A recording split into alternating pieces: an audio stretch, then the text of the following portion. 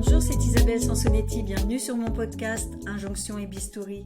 Pour ce nouvel épisode, j'ai rencontré Carole qui a fait son premier lifting à 40 ans, puis un second l'année dernière à 54 ans. Comme sa mère et sa grand-mère, sa peau fine résiste bien aux rides, mais a commencé à se relâcher un peu trop tôt à son goût. Peu convaincue par les traitements de médecine esthétique, elle a préféré s'en remettre à la chirurgie, certes plus radicale mais également plus durable. Un coup de boost bénéfique qui lui évite de se sentir trop en décalage, elle qui travaille avec des trentenaires.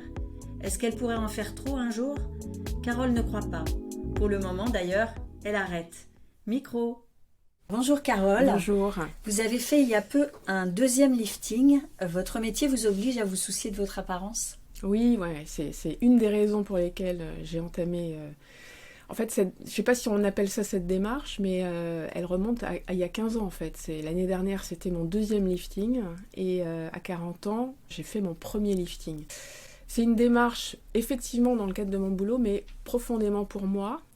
D'abord parce que on a une famille où on a la peau très très fine et que déjà à 40 ans, je commençais à avoir la peau qui pendait, le cou de poulet et je ne m'aimais pas. Bien qu'ayant essayé aussi des injections d'acide avant de passer au lifting, notamment dans les sillons, ça n'a rien changé et je ne voulais absolument pas passer au botox et autre chose pour pas avoir un visage figé. À l'époque, c'était il y a 15 ans, peut-être que les choses ont changé. Et en même temps, pour ne pas avoir... Parce que la seule solution pour redresser une peau qui est fine et qui pend, c'est donner du volume en haut. Et je ne voulais pas du tout avoir ce visage-là. En même temps, j'ai rencontré le chirurgien qui me suit depuis cet âge-là, qui est un ami, en fait, un ami proche de la famille, et en qui j'avais totalement confiance, dans le sens où il n'est pas chirurgien esthétique. Avant, il a commencé la salpêtrière, enfin dans les grands hôpitaux, sur les accidentés de la route. En fait, c'était refaire des gueules et refaire des corps. Et donc, chirurgien réparateur. Voilà, ça s'appelle comme ça, je cherchais. Et en fait, je me suis dit, du coup, il va pas... Parce qu'à l'époque, même dans les journaux, on se disait, voilà, le lifting, on peut être un peu défiguré et autres. Et je me suis dit, je pense qu'il connaît un peu la morphologie, la physionomie du visage, je le rencontre. Et c'était donc il y a 15 ans. Et en fait, ça s'est extrêmement bien passé dans le sens où je ne veux pas que ça se voit. Et que j'ai été opérée un jeudi, je me souviens, c'est jeudi. Et le lundi, je rebossais. Personne n'a rien vu, à part un peu de grosseur au niveau de la mâchoire. Mais j'ai invoqué le fait que je m'étais fait opérer des dents de sagesse. Et c'est tout. Et en fait, personne ne m'a posé de questions, sauf à me dire, mais est-ce que tu es allée en thalassothérapie ? Donc en fait, je me suis dit, c'est réussi, parce qu'en fait, je veux pas que ça se voit. Je veux, moi, que ça se voit pour moi, mais je ne veux pas que ça se voit de l'extérieur, forcément. Donc, ceci dit, à 40 ans, c'était difficile peut-être de soupçonner que vous vous étiez fait lifter. C'était peut-être moi qui avais un petit problème, voilà. Mais il a gardé des photos qui me remontrent.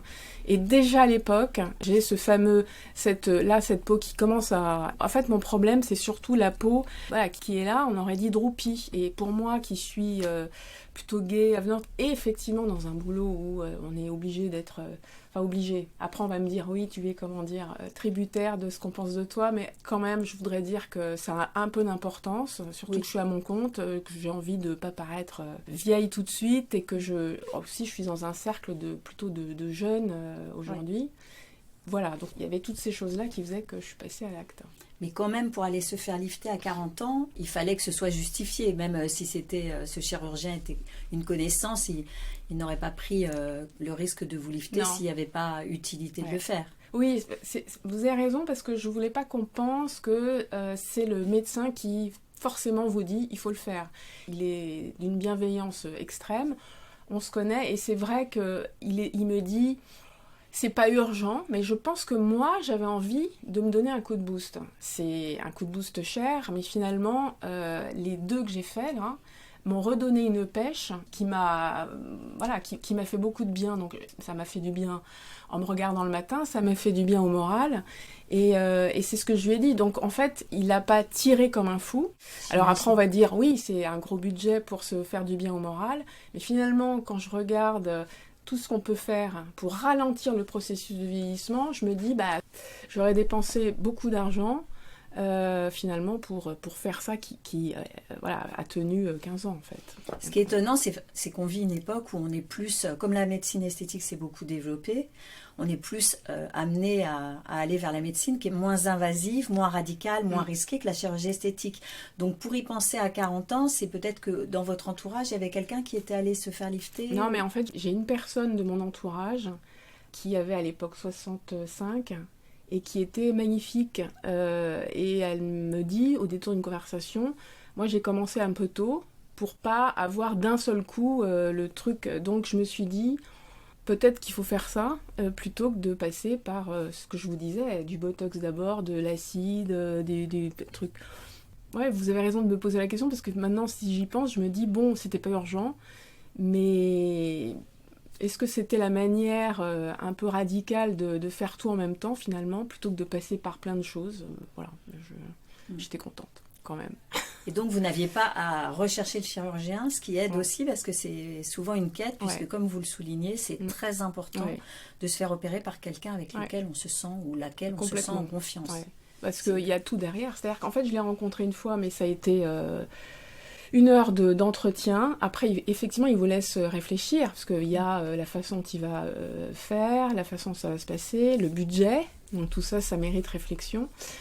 Mais voilà, et puis depuis 15 ans, j'ai fait d'autres choses entre deux liftings et en fait j'y vais presque sans me soucier de ce qui va se passer. Je lui fais totalement confiance. En plus il connaît ma vie, mon histoire, mon boulot, enfin bon bref, il sait ce que je veux. Donc voilà, c'est vraiment une relation effectivement de confiance. Ça devient presque un ami finalement. Mais il n'en est pas à me dire il faut que tu fasses quelque chose tous les 3. C'est pas du tout ça. Mais je me demande si je me fais pas ça aussi de temps en temps pour me rebooster. Et on va dire oula, c'est terrible, mais bon, je le fais pas tous les ans. Oui. Non, mais c'est vraiment un coup de pêche.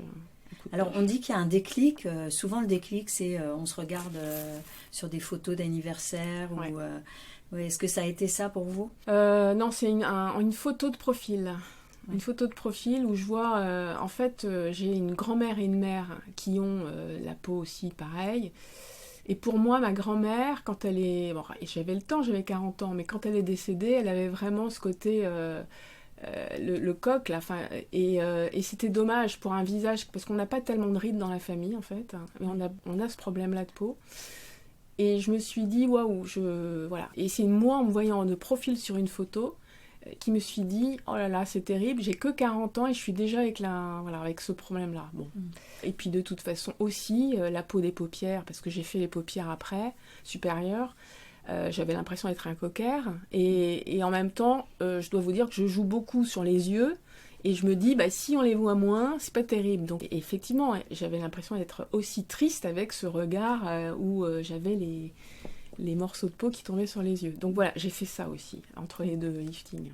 Après le premier, on va recommencer par le premier. Ouais. Est-ce que ça fait mal? Est-ce que les suites, ça a été compliqué de se regarder dans la glace? Est-ce que les suites ont été aussi courtes ou longues que ce qu'annonce le chirurgien? Parce que parfois, ils disent oui, c'est 1 semaine et tout, et finalement, ça dure plus longtemps, donc en fait, non. Alors, il m'a préparé en me disant attention, parce que moi, je voulais pas... D'abord, j'ai ma boîte, donc je voulais pas trop... être en marge de tout ça, et il me dit, tu sais, il faut que tu attendes au moins 1 semaine, parce qu'on ne sait jamais, bien qu'on ait un traitement contre les bleus, les hématomes, etc., tu ne pourras pas retourner travailler tout de suite. Bon, je me fais opérer quand même le jeudi, je sors le vendredi, puisqu'on reste une nuit quand même à la clinique, et je retravaille le lundi. Je vous dis, moi je n'ai pas de problème de bleu, et j'ai pas été du tout... j'avais un col roulé, parce que ça se passait en hiver, pour cacher en bas des oreilles, là, qui étaient un peu gonflées, mais c'est tout. Et moi, j'ai beaucoup de chance, a priori, c'est que je ne suis pas... au bout de 3 jours, et même, si on parle du dernier, j'ai repris le train le lendemain matin pour aller dans le sud de la France. Donc, il y avait peut-être les masques. À l'époque, vous avez raison, surtout que pas de maquillage, rien du tout. Les masques et les lunettes de soleil, c'était parfait. Oui. Et voilà, ouais. Mais en même temps, le lundi, alors j'étais un peu plus gonflée, mais en l'espace d'1 semaine, plus rien. Ah oui, donc, c'est quand même... c'est rare que ce soit aussi court. Après, je veux pas dire à tout le monde que c'est aussi simple, parce qu'il y a des femmes qui ont des hématomes et qui ne réagissent pas comme moi. Moi, j'ai beaucoup de chance là-dessus, c'est que... j'arrive au bout de 4 jours à ressortir. Pareil pour les paupières, je suis sortie le lundi en m'étant fait opérer le jeudi. Personne n'a rien vu. C'est vrai que les paupières, c'est plus court. Ouais, c'est plus court, mais on a toujours les fils quand même dans le creux des paupières. Bon, ben voilà, c'était hyper bien fait, donc voilà. Et vous n'avez pas du tout eu peur, parce que souvent on y va, et puis arrivé sur le chemin du bloc opérateur, on se dit « Waouh, mais qu'est-ce que je suis en train de faire ?» Est-ce que ça ne vous a pas... Alors, j'arrive à la clinique, il y a toujours un moment de stress. Il s'avère que là où je me fais opérer, les gens sont d'une incroyable gentillesse et ils sont là pour que tout se passe bien. Donc moi, je prends toujours un petit cachet 1 heure avant de descendre. Et puis quand on est en bas, on a l'impression d'aller se coucher, en fait, en famille. C'est un peu ça. Donc c'est horrible parce que si c'était que moi, je me ferais ça presque tous les 2 ans parce que je trouve ça incroyablement sympa de s'endormir. Et je me réveille hyper bien et voilà, ça se passe extrêmement bien à chaque fois. Donc, du coup, ça donne envie d'y retourner. Ouais. Je le fais pas tout le temps. Je tiens à le préciser parce qu'on va penser que c'est un pansement qui deviendrait un peu régulier, mais je rassure tout le monde, c'est que je le fais vraiment... je le fais pour me donner un coup de pêche, mais je ne ferai pas des choses plus... parce que je pourrais très bien aussi continuer sur le ventre, parce que la peau qui pend, elle pend partout. Donc je pourrais très bien continuer partout, mais c'est vraiment, pour moi, c'est vraiment le visage qui est montré, donc voilà. Et donc l'anesthésie, vous n'avez pas peur, les risques, vous faites partie plutôt de celles qui foncent plutôt que de celles qui réfléchissent et qui voient d'abord les cas de complications, d'effets secondaires. La première fois, on a toujours peur de pas se réveiller. Hein, et en fait, moi de toute façon, une fois que j'ai pris une décision dans ma vie, je ne reviens pas en arrière. Donc en fait, c'est un peu pareil pour ça. Arrivé au bloc, on est allongé, on n'a même pas le temps de compter jusqu'à 10, qu'on est déjà endormi. Donc bon. Et puis, il y a aussi un truc très important, c'est que le chirurgien est accompagné d'un anesthésiste que vous voyez bien avant l'opération, qui est là pour vous rassurer, qui prend toutes les mesures aussi pour que ce soit pas trop lourd. Et maintenant, le dosage est tellement incroyablement fait qu'on a l'impression d'avoir dormi 10 heures et pas du tout être malade. Alors après, il y a beaucoup de femmes aussi qui ont des problèmes pour se réveiller et qui se sentent mal. Moi, j'ai pas ce problème-là. Donc en fait, c'est plutôt dangereux ça, parce que ça veut dire que c'est plutôt cool. Et l'anesthésiste, c'est le même à chaque fois. Et il me connaît aussi. Et ouais, j'aime beaucoup. Enfin, j'aime beaucoup. Et donc, le fait d'être en confiance avec ce chirurgien, vous n'avez pas non plus eu peur d'être trop tiré, transformé, de ne pas vous reconnaître, parce que c'est aussi ça qui arrête un certain nombre de personnes qui ne sont toujours pas allées faire quoi que ce soit. Moi, j'ai dit, c'était le brief de départ, c'était « je veux le faire, mais je veux pas que ça se voit ». C'était le cahier des charges, et donc du coup, je veux pas avoir la peau... tendue comme un string, je veux pas avoir la bouche qui parte sur les 3 côtés, enfin c'était pas possible. Est-ce qu'à l'époque vous étiez en couple? Parce que ça, mine de rien, le fait d'aller faire une chirurgie, on peut aussi se poser la question, et si ça ne lui plaît pas J'étais en couple avec mon ex-mari, mais qui lui m'a toujours dit, si tu penses que c'est important pour toi, fais-le. Et l'actuel aujourd'hui m'a dit la même chose, c'est-à-dire que bon, lui il me disait non, c'est pas la peine. Je pense que globalement c'est pas la peine, c'est de la peur que ce soit pas réussi. Puis finalement, les 2 personnes m'ont dit c'est toi qui compte, et si t'as envie de le faire, fais-le. Voilà, globalement c'est... Alors effectivement, au-delà de mes enfants et de mon mari, personne n'était au courant. Oui. Donc juste 2 amis IES qui voulait savoir comment ça s'était passé, puisqu'elle se posait aussi la question de savoir, bon alors du coup derrière, voilà, parce qu'en fait on est toujours à regarder dans notre entourage quand on a déjà envie de faire un lifting, voilà, comment ça s'est passé, les suites. Donc j'ai fait photo avant-après. Bon, il y a 15 ans je me souviens plus trop, mais l'année dernière il y avait 2 amis qui m'ont demandé, donc j'ai fait avant-après, et c'est flagrant en fait, c'est incroyablement dingue la différence, alors que personne ne le voit. C'est ça qui est fou. Parce que vous avez eu des remarques à chaque fois après le... de gens de mon entourage qui ne savaient pas, personne, mais les femmes, les 2 ou 3 amis à qui j'ai envoyé les photos avant-après m'ont dit c'est incroyable, parce que finalement sur les photos c'est très prononcé, et par contre quand quand on se voyait physiquement, elle ne pouvait même pas imaginer que j'ai déjà l'idée d'en faire un. Enfin, en tout cas, on me disait pas tout de suite. C'est bien qu'il y avait quand même quelque chose, bon, mais pas tout de suite quand même. Je pense que c'est plus une peur de dire, voilà, on passe au bloc. C'est vrai que c'est une opération voilà, qui est pas bénigne. Donc, bon. Alors, vous avez une fille de 19 ans. La question qu'on a tout de suite envie de vous poser, c'est est-ce que vous n'avez pas peur, ou finalement, qu'elle aille très vite, ou plus vite que prévu, se tourner vers des traitements de médecine ou de chirurgie esthétique parce que vous l'avez fait? Pour l'instant, elle me dit rien. Elle m'a toujours dit si ça te fait plaisir, fais-le. Mais non, enfin, pour l'instant, elle a 19 ans, elle s'est jamais posé la question en fait. Donc voilà. Après, si elle est majeure maintenant, si elle a envie de faire des choses, mais je sais pas si j'ai influencé ou si j'ai influencé. C'est marrant votre question là en fait. Je me suis pas posé la question de savoir si j'allais l'influencer. Mais peut-être que d'ici 15 ans, quand elle aura peut-être besoin de faire des choses, peut-être il y aura des choses qui auront évolué sur la peau, sur des traitements. Peut-être qu'on sera moins obligé de passer par des choses invasives. C'est ça, parce qu'il y a beaucoup de techniques qui se développent pour essayer justement d'éviter la chirurgie esthétique. Mais c'est vrai qu'en matière de médecine esthétique, tout ce qui concerne le traitement du relâchement de la peau, ça va quand on n'a pas encore trop de relâchement, c'est-à-dire quand on n'a quasiment pas besoin. Après, quand il y a un vrai excès de peau, personne ne peut dire que pour le moment, c'est possible d'échapper si on a envie de traiter ça au bistouri, parce que c'est pas d'une efficacité incroyable. Vous n'aviez pas eu forcément de remarques de votre entourage? Non, les remarques... En fait, d'abord, l'entourage qui était au courant, c'était quand même un cercle assez restreint. Et que mes enfants m'ont dit que c'était chouette, puisque quand on voit après le résultat, il n'est pas gonflé, etc. Bon, mon fils passait à autre chose assez rapidement. Plus jeune. Non, il a 22 ans, mais ils étaient petits à l'époque du premier. Oui. En fait, ils avaient 7 ans, ils ne s'en sont pas forcément rendus compte, parce que j'avais pas des bandages en rentrant. Enfin, bon. Donc, puis là, et là, je crois qu'il n'y a que ma fille qui est au courant, et Hugo n'est pas au courant. D'accord. Et est-ce que vous avez changé quelque chose après le lifting? Parce qu'on dit parfois qu'on change de coiffure, on change de maquillage. Non, ce que j'ai fait, en fait, ce qui m'a, à 40 ans, quand j'ai fait ce premier lifting, je me suis occupée de faire un régime parce que j'avais gardé les kilos de mes 2 grossesses qui stagnaient et je me suis dit, bon, c'est un coup, et en fait, ça a été un coup de boost pour aussi me reprendre un petit peu en main. Alors, est-ce que c'est les dates fatidiques des 40 et 50, là?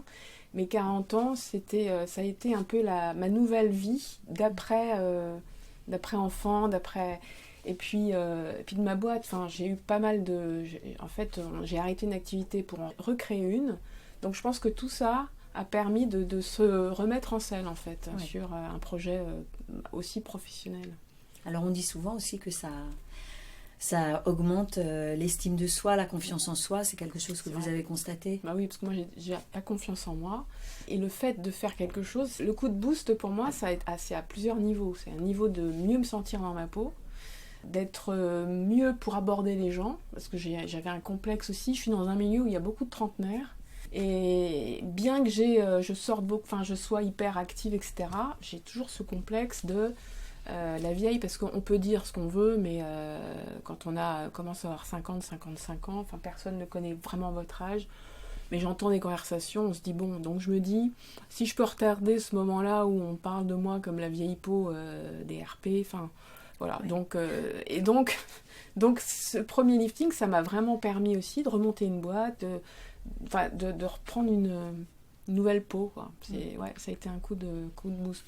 Et celui de l'année dernière, je pense que c'est aussi un moyen de me remettre en selle. Ça m'a fait un bien fou.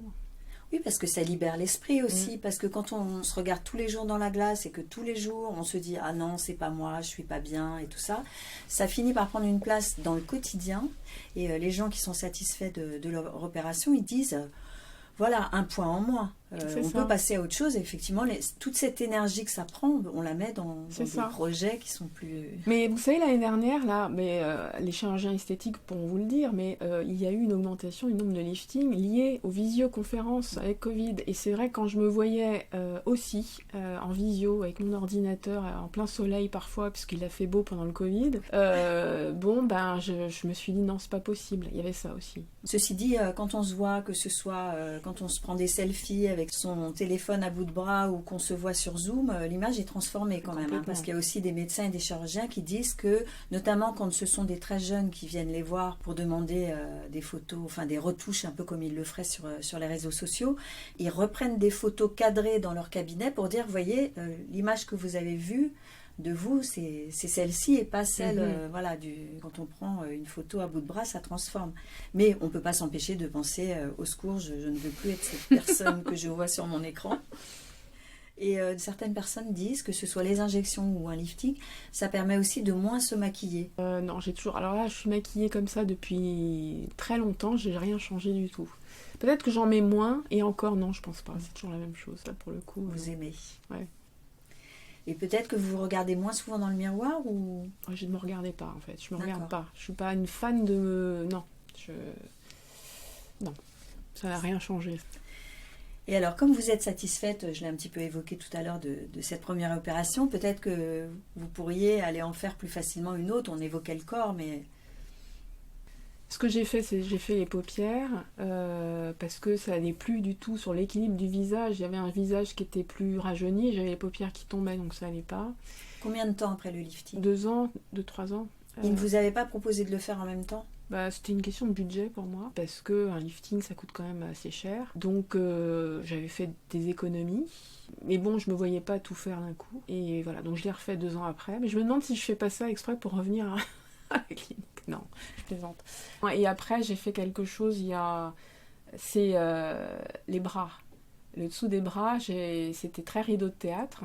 Et très complexé quand j'étais en maillot de bain d'avoir déjà, il y a 10 ans, la peau qui tombait malgré, parce que moi je fais de la gym, je fais des trucs, malgré le fait que j'ai des muscles au bras, la peau se distend et c'est pas les muscles qui font que la peau redevient très... Voilà.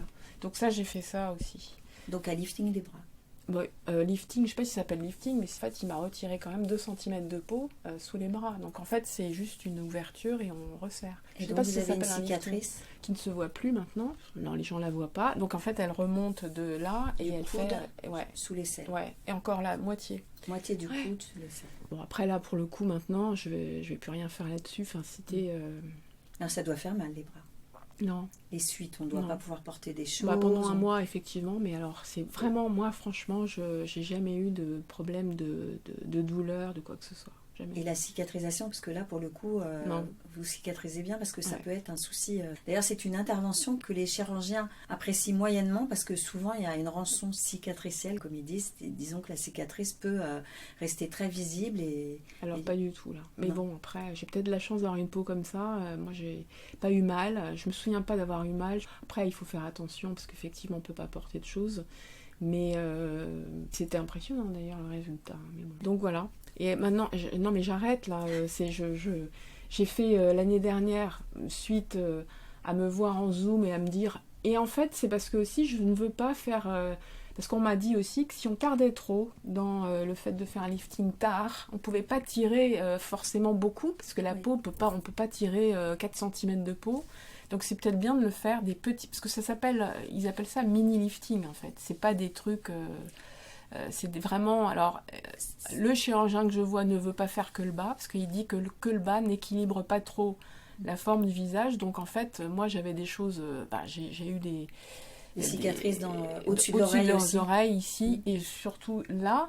Par contre, il n'a pas tiré du tout sur le front, parce que j'ai pas de marque de rides, etc. Mais donc en fait, c'est pas... Il appelle ça quand même mini-lifting. Et je me dis que effectivement, si je pouvais dans 15 ans refaire un juste comme ça pour avoir...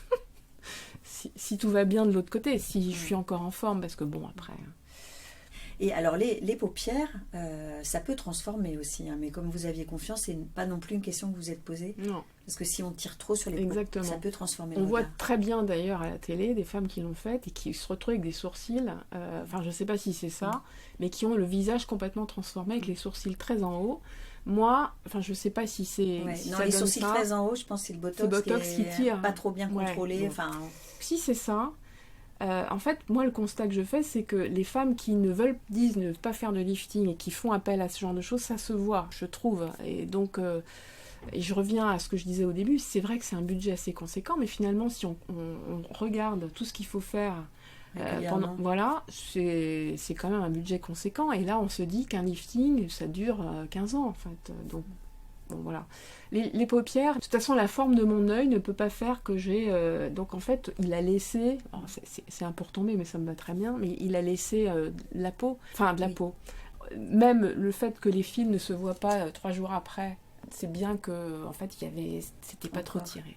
Il travaille de manière mesurée. Ouais.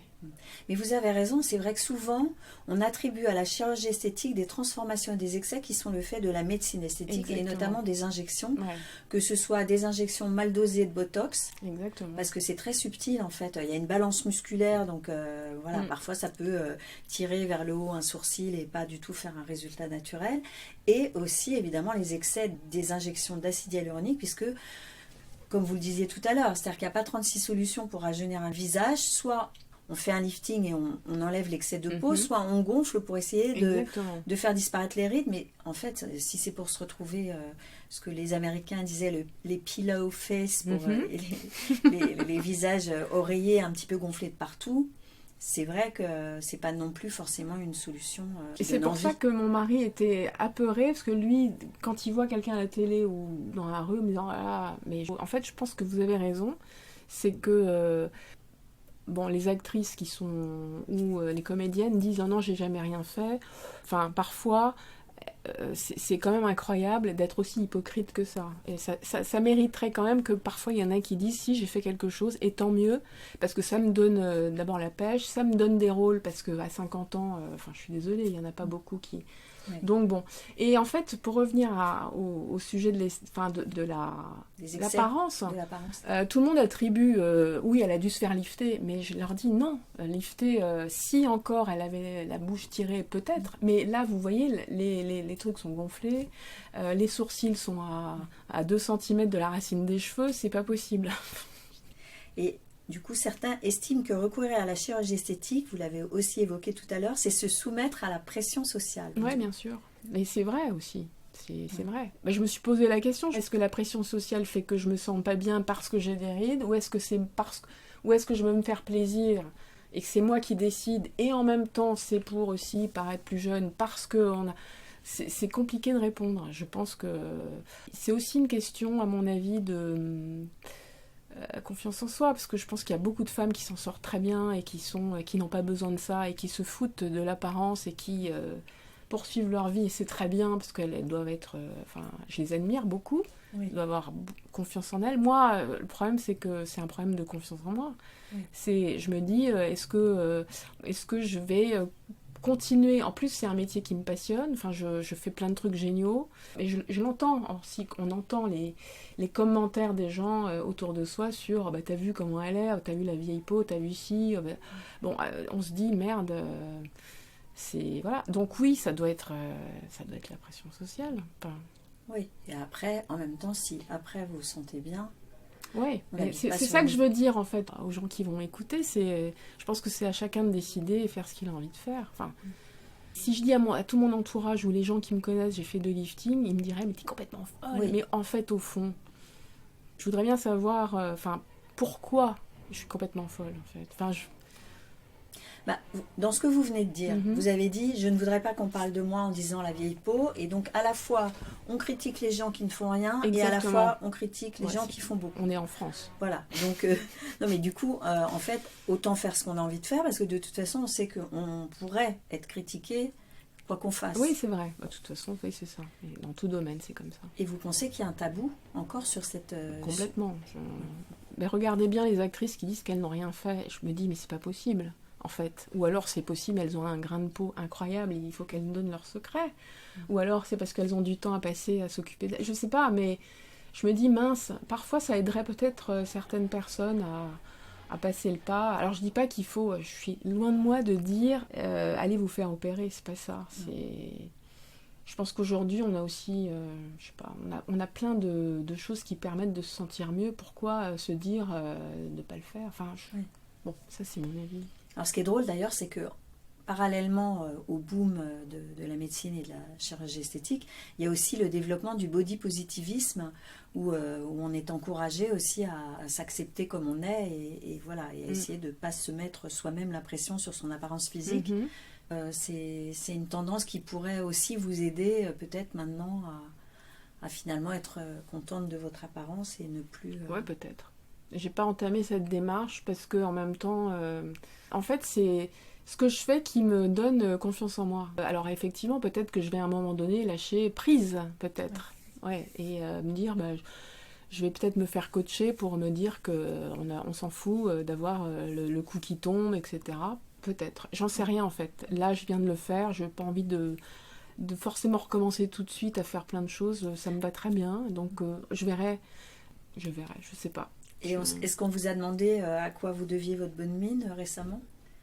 Les gens me disent non, mais en fait, globalement, ceux qui savent me disent c'est dingue parce que tu fais pas ton âge et c'est super bien fait. Parce qu'on ne voit même pas que tu as des cicatrices juste là. Enfin, bref. Et puis ceux qui ne me connaissent pas. Alors là, j'étais à un congrès au mois de décembre. Il y a une nana qui me dit, parce que ça fait 15 ans qu'on se connaît, elle me dit c'est dingue. Tu ne bouges pas, c'est fou, c'est incroyable comme t'es solaire. Donc moi, je me dis, finalement, ça c'est ma psychothérapie. Écoutez, merci Carole. Je vous en prie. Merci beaucoup Carole d'avoir partagé avec nous votre expérience. Chères auditrices et auditeurs, merci d'être de plus en plus nombreux à écouter ce podcast. N'oubliez pas de laisser un commentaire sur le compte Instagram Injonction et Bistouri, car si, je vous assure, ça fait monter les écoutes, de partager le lien et de vous abonner, bien sûr. Si vous voulez en savoir plus sur le lifting, la blépharoplastie ou le lifting des bras, reportez-vous à mon livre « J'y vais pas » publié chez Jean-Claude Lattès. Et à vos écouteurs dans 2 semaines pour un nouvel épisode sans retouche.